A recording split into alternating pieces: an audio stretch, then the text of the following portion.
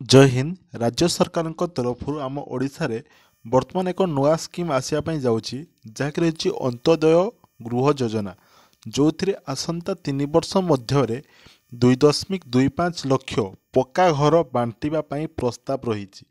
तो जो मानकर कि वर्तमान अंत्योदय कार्ड अच्छी घर मिल तो निश्चित रूपे भिडियो को प्रथम रू शेष पर्यंत थे देखूँ जहाँफल से सबकि बुझीपारे। तो कौन देखिए देखिए वर्तमान संपूर्ण खबर राज्य समस्तंकर जेपरी पक्का घर अर्थात छात घर हेब से राज्य सरकार अंत्योदय गृह योजना आरंभ करने जाउछंती। एथिरे 3 वर्ष अन्यून 2,25,000 नूतन पक्का घर बंटा हब।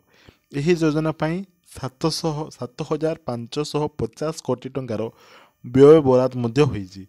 तो ए संक्रांतीय प्रस्ताव को राज्य कैबिनेट मोहर बाजी। तेणु जो अंत्योदय गृह जो मानकर कि अंत्योदय कार्ड अच्छी जब घर मिले ना तो बर्तमान घर मिल जो कि वर्तमान 3 वर्ष मध्य से 2,25,000 घर बांटे और 7,550 कोटी टंकार एथिरे व्यय बराद कराई। एवं शुक्रवार संध्यारे मुख्यमंत्री मोहन चरण माझी अध्यक्षतार बसीथिबा राज्य कैबिनेटर गुरुत्वपूर्ण बैठक उपरोक्त प्रस्ताव समेत मोट 11टी प्रस्ताव उपरे मोहर बाजी। कैबिनेट बैठक संपर्क में मुख्यमंत्री आज गणमाध्यम को सूचना दी कही समाज दुर्बल वर्गर लोक मानक पक्का घर जगाई जगाई दे सेमानकर जीवन धारणर मान परिवर्तन करने अंत्योदय गृह योजनार मूल लक्ष्य। तेणु समस्त को घर मिल अंत्योदय गृह योजना माध्यम प्राकृतिक अथवा मनुष्यकृत विपर्यय क्षतिग्रस्त परिवार विभिन्न सरकारी प्रकल्प हेतु विस्थापित होइतिबा परिवार मुख्य उत्पादनकारी भिन्नक्षम होइतिबा परिवार जंगल अधिकारी आईन हिताधिकारी परिवार एवं प्रचलित गृह निर्माण योजन उपकृत होई नथिबा योग्य परिवार को यही योजन पक्का घर दि जाए। तेणु यही माने ही समस्ते पक्का घर पाइपर बुझेगा। ताले को मैंने पाइबे देख ना जो मानकर मनुष्यकृत बा प्राकृतिक विपर्यय द्वारा जो मानकर घरटा नष्ट होती अर्थात प्राकृतिक कहले जमी बन्या बात्या ओके तो एमती सब हो हाथी नष्ट कर देते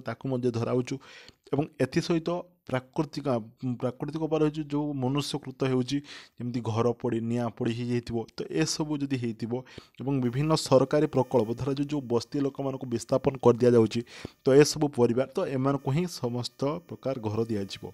तो ए हिताधिकारी शौचालयर अंचल को बाद दे अच्छा तो 25 वर्ग मीटर अर्थात 25 स्क्वायर फुट परिधिर विशिष्ट पक्का घर निर्माण 1 लक्ष हाँ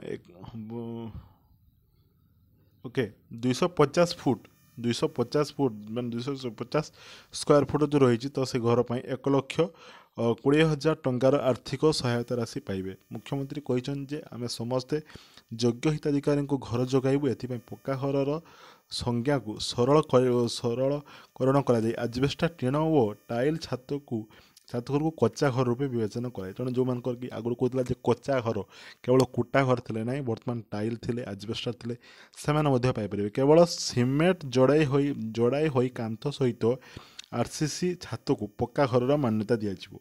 बुझेगा जो मान छात पड़ो सेटा ही छातर मान्यता दिज्व।